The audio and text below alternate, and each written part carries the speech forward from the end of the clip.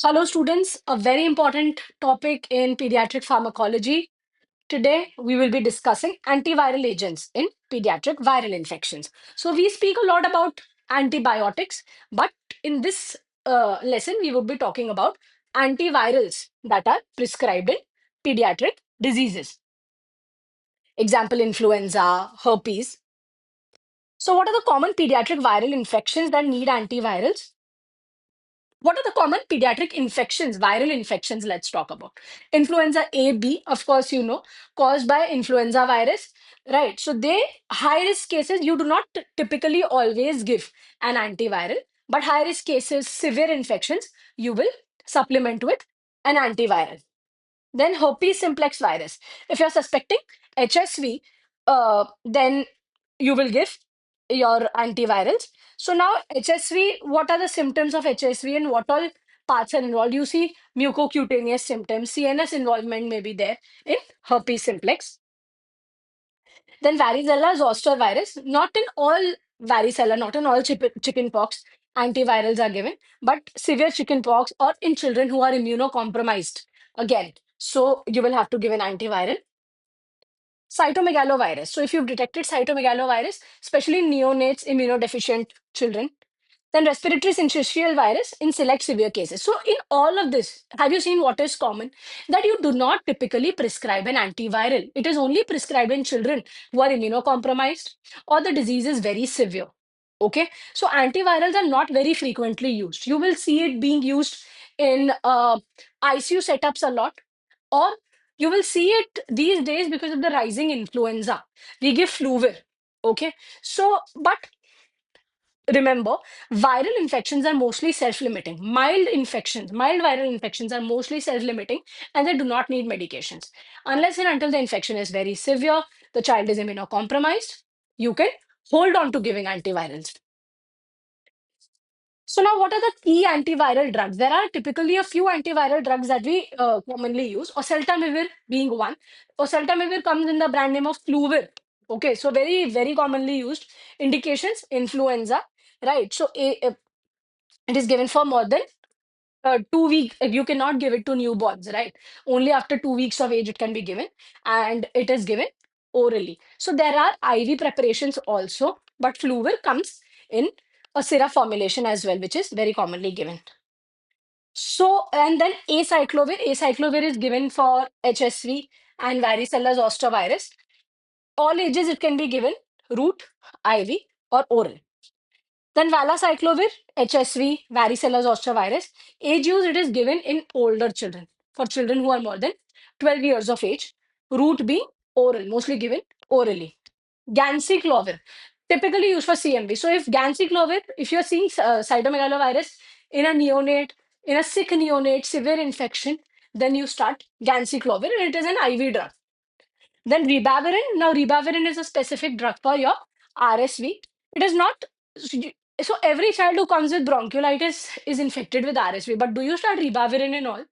Not really. Okay. Uh, so age use it is limited and route can be IV or inhaled. Oseltamivir dose is based on the weight. It has to be given twice daily for 5 days. It has to be started within 48 hours of symptom onset. So within 48 hours, if you start, it gives maximum efficacy. It reduces the duration and severity of illness. So the viral illness is going to run its course, but the duration may be reduced and the severity of the disease will come down with oseltamivir. Side effects being nausea, vomiting, abdominal pain. Acyclovir, it is commonly used in HSV encephalitis. So your brain infections, HSV and enceph, you give acyclovir, neonatal HSV. Severe varicella zoster virus, you use acyclovir. The dose being 10 to 20 mg per kg per dose every 8 hours. So 10 to 20 mg per kg TDS. IV for serious infections. Oral for mild mucocutaneous HSV. So IV is given in your HSV NCAF or severe varicella zoster, but it can be given orally for mild mucocutaneous HSV. Monitor renal functions, hydration to prevent nephrotoxicity. Then valacyclovir, better oral bioavailability is there, but it is not to be given in younger children. So children less than 12 years of age, you do not give valacyclovir. Ganciclovir for congenital or severe CMV infections. Children suffering from severe cytomegaloviral infections requires close blood count and renal monitoring. Ribavirin, it is rarely used now, high cost and causing toxicity.